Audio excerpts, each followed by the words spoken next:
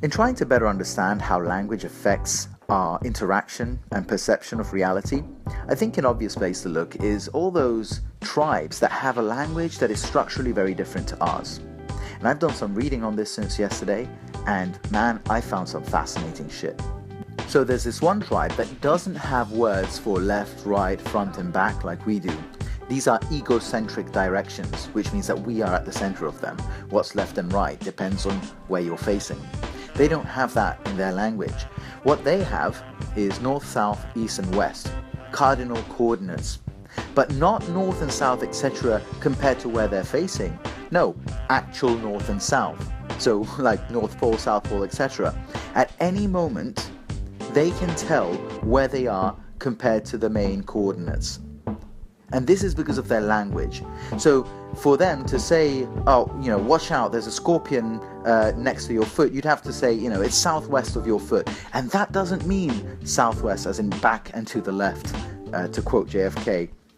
No, it means that it's actually compared to your foot towards southwest.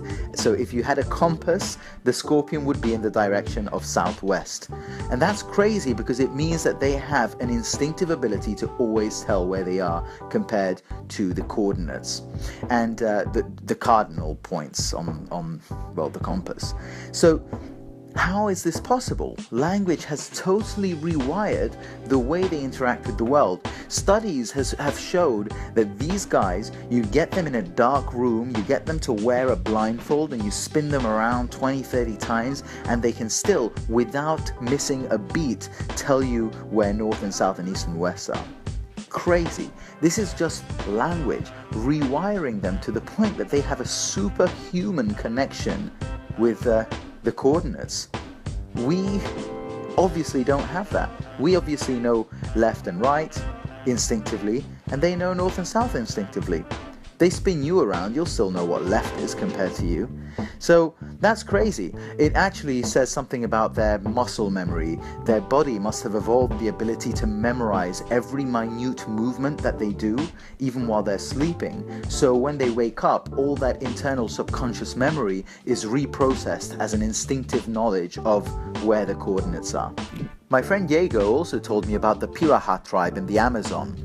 So there's this linguist and born-again missionary, Dan Everett, who went down to the Amazon to live with these people. And they have the most unevolved and primitive and simple language known to man. And this language is fascinating. They can't express a number of complex concepts. They find it very hard to express abstract thought. And an apparent byproduct of this lack of abstraction is that they have a view of the world that we would probably describe as atheistic. In fact, Dan Everett kind of made headlines as the missionary who became an atheist because of these Piraha people in the Amazon, or Piraha, I think it's pronounced, I'm not sure. Isn't that incredible? Language creating the need for gods.